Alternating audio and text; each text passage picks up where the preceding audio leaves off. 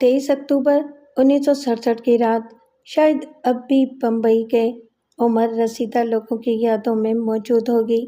اس دہشتناک رات کو ایک ساتھ 4 قتل ہوئے تھے، اور وہ بھی اتنے دہشتناک طریقے سے کہ جس نے سنا لرز اٹھا۔ ایک ہی رات اور ایک ہی مکان میں بیک وقت 4 امن پسند شہریوں کو اتنی بے دردی اور سفاکی سے قتل کیا گیا تھا کہ سارے بمبئی کے آسودہ حال شہری اپنے آپ کو غیر محفوظ سمجھنے لگے تھے۔ ان کی راتوں کی نیندیں حرام ہو گئیں۔ شہر میں خوف و ہراس کی لہر دوڑ گئی۔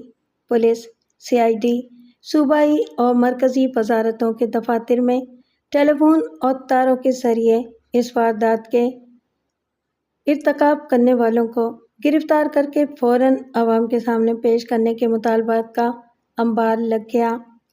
جس ڈرامائی انداز میں 4 آدمیوں کے قتل کی اس واردات کا ارتکاب کیا گیا تھا، اسی ڈرامائی انداز میں اس کا انکشاف بھی ہوا۔ 23 اکتوبر 1967 کی صبح کو پیڈر روڈ کے علاقے کی ٹیمپل ویو عمارت میں چوناوالا کے مکان پر دودھ دینے کے لیے روزانہ کی طرح ایک پارسی آیا۔ ابھی سورج کی روشنی فلک بوس عمارتوں کو عبور نہیں کر سکی تھی۔ صبح کے 5:15 بج رہے تھے۔ پارسی دودھ والا جب بھی چوناوالا کے باورچی خانے کے باہر لگی ہوئی کال بیل کو دباتا، اسی وقت اس کے گھر کی ملازمہ اینی فرنانڈیز دروازہ کھول کر فوراً دودھ لے لیا کرتی تھی۔ لیکن اس روز کئی بار گھنٹی کا بٹن دبانے کے باوجود وہ دروازہ کھول کر باہر نہیں نکلی۔ دودھ والے کو دوسرے گاہکوں کو بھی دودھ پہنچانا تھا، اس لیے اس نے چوناوالا کے باورچی سید عباس کو، جو کہ نچلے زینے پر سویا کرتا تھا، جگا کر شکایت کی۔ اب دونوں نے گھنٹی بجانا شروع کی، پھر بھی اندر سے کوئی جواب نہیں ملا، تو عباس نے سامنے والے مکان سے ایک برتن لے کر اس میں دودھ لے لیا۔ پارسی دودھ والا جا چکا تھا، اس لیے عباس نے دوبارہ سونے کی تیاری شروع کر دی۔ اسی اثنا میں قریبی پڑوس کے ایک نوکر نے عباس سے کہا، تم سونے کی تیاریاں کر رہے ہو اور تمہارے مالک کے مکان کے اندر آگ لگی ہوئی ہے، اسی لیے تو دھواں تیزی سے باہر آ رہا ہے۔ چوناوالا ایک مالدار آدمی تھا۔ اس کا اصل نام محمد صدیق تھا، لیکن اسے چوناوالا کے نام سے پکارا جاتا تھا۔ وہ کار مارٹ لمیٹڈ کمپنی کا مالک اور مینیجنگ ڈائریکٹر تھا۔ یہ کمپنی بجلی کا سامان تیار کرتی تھی۔ چوناوالا ہاؤس کے 2 دروازے تھے، ایک باورچی خانے میں تھا اور دوسرا ایک وسیع ہال میں کھلتا تھا۔ اسی صدر دروازے سے ملحق زینہ تھا، جس کے نیچے عباس سویا کرتا تھا۔ آگ اور دھوئیں کی بات سن کر عباس کو فطری طور پر تشویش ہوئی۔ اسی درمیان اس نے کار مارٹ کمپنی کے چوکیدار عثمان کو دیکھا، جو اپنے مالک کے لیے روزانہ دودھ کی ڈیری سے بوتلیں لایا کرتا تھا۔ پارسی دودھ والے کو دودھ لائے ہوئے 45 منٹ گزر چکے تھے۔ گھڑی اس وقت 6 بجا رہی تھی۔ عباس نے عثمان کو جلدی جلدی سے تمام حالات بتا ڈالے۔ عثمان بھی باورچی خانے کے ذریعے ملازمہ کو دودھ کی بوتلیں دیا کرتا تھا۔ دونوں اس دروازے کے قریب آئے تو عباس نے دیکھا کہ باورچی خانے کا دروازہ پوری طرح بند نہیں ہے۔ عثمان نے دروازے کو ہلکے سے دھکا لگایا تو وہ کھل گیا۔ پھر اس نے بجلی کا بٹن دبا کر باورچی خانے میں روشنی کی۔ ملازمہ وہاں موجود نہیں تھی، لیکن تمام سامان انتہائی قرینے اور سلیقے سے اپنی اپنی جگہ موجود تھا۔ دودھ کی بوتلوں کو فریج میں رکھنے کے بعد دونوں ملازم باورچی خانے سے ملحقہ برآمدے کی جانب آئے۔ یہاں انہوں نے اخباروں اور کپڑوں کے ایک ڈھیر میں سے دھواں نکلتے دیکھا۔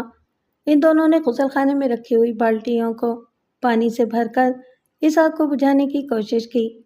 کپڑوں اور اخباروں پر جب بالٹیوں سے پانی ڈالا گیا تو اخباروں کے نیچے انہیں ایک انسانی ٹانگ نظر آئی۔ دونوں ہی اس منظر کو دیکھ کر کانپنے لگے۔ عباس خوف اور دہشت کے مارے اپنے حواسی کھو بیٹھا، لیکن عثمان نے اپنے ہوشان ٹھکانے رکھے۔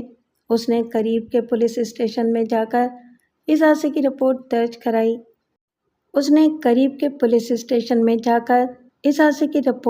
کرائی۔ جس وقت یہ خونی واردات ہوئی میں CID میں تھا۔ گام دیوی پولیس اسٹیشن میں ان 4 قتلوں کی رپورٹ درج کرائی گئی تو گام دیوی تھانے کے انسپکٹر نے جائے وقوعہ پر جاتے ہوئے ہمیں اطلاع دی اور وقوعہ پر پہنچنے کی درخواست کی۔ صبح کے 7 بجے عثمان اپنے ساتھ کام دیوی پولیس اسٹیشن کے سب انسپکٹر کو ٹیمپل ویو عمارت میں لے آیا۔ پولیس اور عملے نے اخباروں اور کپڑوں کے ڈھیر کو ہٹایا تو اس میں سے 4 لاشیں برآمد ہوئیں۔ ایک لاش مکان مالک چوناوالا کی تھی اور اس سے ملی ہوئی اس کی بیوی فاطمہ کی لاش تھی۔ مقتولہ فاطمہ کی آنکھیں کھلی ہوئی تھیں جن سے خوف ظاہر ہوتا تھا۔ ان کھلی ہوئی آنکھوں کو دیکھنے سے معلوم ہوتا تھا گویا مقتولہ نے قاتل کو اپنی طرف بڑھتے ہوئے دیکھ لیا تھا۔ اسی ڈھیر میں سے اینی فرنانڈس کی لاش بھی برآمد ہوئی اور ایک 10 برس کے لڑکے شاجید خان کی بھی، جو چوناوالا کی لڑکی ظاہرہ کا بیٹا تھا۔ ظاہرہ کی شادی ایئر انڈیا کے افسر شجاع الدین خان سے ہوئی تھی اور وہ عدن میں تعینات تھا۔ کچھ دن پہلے بیٹی اور داماد اپنے بچوں کے ساتھ چوناوالا سے ملنے آئے تھے۔ واپس لوٹتے ہوئے وہ دونوں فاطمہ کے اصرار پر اپنے سب سے بڑے بیٹے کو نانا نانی کے پاس رہنے کے لیے چھوڑ گئے تھے۔ ہم سے پہلے پہنچنے والی پولیس پارٹی نے ان 4 لاشوں کو برآمد کرنے کے بعد باقی مکان کی تلاشی لینا شروع کی۔ گھر میں 2 ٹیلی فون تھے جنہیں مجرموں نے کاٹ دیا تھا۔ مختلف کمروں میں ہوتے ہوئے سب انسپکٹر سوامی چوناوالا کے بیڈ روم میں آئے۔ یہاں ایک ڈبل بیڈ تھا، ایک سنگل بیڈ۔ اس بیڈ کی تمام الماریوں کا سامان باہر پڑا ہوا تھا۔ مسیریوں کے آس پاس صندوق، سوٹ کیس اور زیورات کے باکس کھلے پڑے تھے۔ ان حالات کو دیکھ کر پولیس نے فوراً یہ رائے قائم کی کہ ارتکاب قتل کے پس پشت چوری اور ڈکیتی کے علاوہ اور کوئی منشا اور مقصد نہیں تھا۔ چوناوالا کی مسیری کے نیچے ایک سفید قمیض پڑی ہوئی تھی جس پر خون کے داغ تھے۔ قاتل نے اس قمیض کا کالر پھاڑ دیا تھا، پھر بھی اس پر دھوبی کا نشان نہ جانے کیسے لگا رہ گیا تھا۔ غالباً قاتل نے اس خون آلود قمیض کو اتار کر چوناوالا کی کوئی قمیض پہن لی ہوگی اور پولیس کو سراغ سے محروم کرنے کی خاطر اس نے اس کا کالر پھاڑ کر اپنے پاس رکھ لیا ہوگا تاکہ پولیس یہ نہ معلوم کر سکے کہ وہ کس کارخانے کی بنی ہوئی ہے اور کس لانڈری میں دھلائی کے لیے دی جاتی ہے۔ قمیض پر ایک نشان A1Z پھر بھی موجود ہی تھا۔ اس درمیان ہمارا اسٹاف اور پولیس کے کتوں کا اسکواڈ بھی آ چکا تھا۔ اس قمیض کی بو کتوں کو سنگھائی گئی تو وہ بھاگتے ہوئے گرانٹ روڈ ریلوے اسٹیشن کے پلیٹ فارم نمبر 1 تک پہنچے، لیکن یہاں آ کر وہ بے بس سے دکھائی دینے لگے۔ ایسا معلوم ہوتا تھا کہ اس پلیٹ فارم سے مجرم کسی ٹرین میں سوار ہو کر فرار ہو گئے تھے۔ اب ہم نے تفتیش کا کام اپنے ہاتھ میں لے لیا تھا۔ چوناوالا ہاؤس کی تلاشی کے دوران ایک کھانے کی میز کے نیچے ایک رومال پانی میں بھیگا ہوا پڑا ملا۔ اس پر بھی خون کے دھبے موجود تھے اور لانڈری کا نشان SBH-A1 لگا ہوا موجود تھا۔ غسل خانے میں ایک خون آلود باسکٹ اور جلی ہوئی ماچس کی تیلیاں بھی پڑی ہوئی ملیں، جن سے اندازہ لگایا گیا کہ مجرموں نے یہاں ماچس کی تیلیاں جلا جلا کر اپنے کپڑوں سے خون کے دھبے مٹانے کی کوشش کی ہوگی۔ فریج اور کچھ چینی کے برتنوں اور الماریوں کے شیشوں پر سے انگلیوں کے نشانات کے فوٹو لیے گئے، لیکن ہمارے ہاتھ صرف ایک ہی اہم سراغ لگا جو ان کپڑوں کی شکل میں تھا جن پر لانڈری کے نشانات لگے ہوئے تھے۔ A1 لانڈری کا پتہ چلانے کے لیے تمام لانڈریوں کے پتے ایک فہرست پر درج کر لیے گئے اور 24 گھنٹے کے اندر یہ ہم نے معلوم کر لیا کہ متعلقہ لانڈری کھیت وادی علاقے میں ہے۔ اس لانڈری کا نام امریکن ایکسپریس لانڈری تھا۔ لانڈری کے مالک نے ہماری تفتیش کا جواب دیتے ہوئے بتایا کہ دونوں کپڑے اسی کی لانڈری میں دھوئے گئے تھے، لیکن ان کپڑوں کے مالکوں کے بارے میں اس نے کوئی معلومات فراہم نہیں کی۔ جو کچھ اس نے بتایا وہ یہ تھا کہ SBH کے نشان والے کپڑے کا مالک اس کا پرانا گاہک ہے اور A1Z کے نشان والے کپڑے کے مالک نے حال ہی میں آنا شروع کیا تھا، لیکن اب یہ دونوں گاہک ساتھ ہی آتے تھے۔ لانڈری کے مالک کو ان دونوں کے نام اور پتے کے بارے میں کوئی معلومات نہیں تھی۔ ہم نے اسی قدر معلومات پر اکتفا کرتے ہوئے دونوں کا حلیہ چہرہ نوٹ کر لیا، جسے لانڈری کے مالک نے وضاحت کے ساتھ ہمیں تحریر کروایا تھا۔ لانڈری میں تحقیقات کے بعد ہم اس نتیجے پر پہنچ چکے تھے کہ دونوں مشتبہ اشخاص کھیت وادی کے علاقے میں ہی رہتے ہیں، اس لیے کہ اس سادہ پوش پولیس کے سپاہیوں کو ہوٹلوں، سینماؤں اور دوسرے مناسب مقامات پر تعینات کر دیا گیا۔ آس پاس کے لوگوں اور ٹیمپل ویو میں رہنے والے ہمسایوں سے پوچھ تاچھ کی گئی تو انہوں نے بتایا کہ ان کو رات کے 11-11:15 بجے کے درمیان چوناوالا کے مکان سے ہلکی سی چیخ سنائی دی تھی۔ چیخ سننے والے شاہ اور دلوائی دونوں نے ہی اپنی اپنی کھڑکیوں سے چوناوالا کے مکان کی جانب جھانک کر دیکھا تھا، مگر انہیں کچھ بھی دکھائی نہ دیا تھا کیونکہ مکان کے اندر کوئی روشنی نہیں تھی بلکہ کھپ اندھیرا تھا۔ مقتولین کے باورچی سید عباس نے بتایا کہ وہ گھر کا کام کاج نپٹانے کے بعد 10-10:30 بجے گوالیار ٹینک کی جانب نکل جایا کرتا تھا اور پھر 12-12:30 بجے آ کر باہری زینے میں سو جاتا تھا۔ سونے کے دوران ذرا سی آواز بھی اسے جگا سکتی ہے۔ گزشتہ رات وہ 12:30 بجے آ کر سویا تھا لیکن اس نے تو کوئی چیخ یا آواز نہیں سنی۔ ہم نے تفتیش کا دائرہ بڑھاتے ہوئے مزید لوگوں سے پوچھ تاچھ کی۔ مقتولین کے ہمسایوں اور دیگر لوگوں کے بیانات سے ہم اس نتیجے پر پہنچے تھے کہ قتل کی وارداتیں 10:30 اور 12:30 بجے کے درمیان ہوئی تھیں، جب سیٹھ صدیق کا باورچی سید عباس گوالیار ٹینک میں گھوم رہا تھا۔ میری چھٹیس بار بار یہ اشارہ کر رہی تھی کہ مجرمان آس پاس ہی موجود ہیں۔ چونکہ کوئی عینی شاہد نہیں تھا، مجرمان کو کسی نے دیکھا بھی نہیں تھا، اس لیے وہ جائے وقوع کے آس پاس پولیس کارروائی کی خبر رکھنے کے لیے اطراف میں موجود ہوں گے۔ اسی لیے میں جائے وقوع پر خاص نظر رکھے ہوئے تھا۔ تیسرے دن شام کو 6:30 بجے میں نے فاکلینڈ روڈ کی طرف سے آتے ہوئے 2 آدمیوں کو دیکھا۔ ان کا قد و قامت اور حلیہ چہرہ امریکن ایکسپریس لانڈری کے بتائے ہوئے حلیوں سے ملتا جلتا تھا، اس لیے میں نے ان مشکوک افراد کا تعاقب کرنا شروع کر دیا۔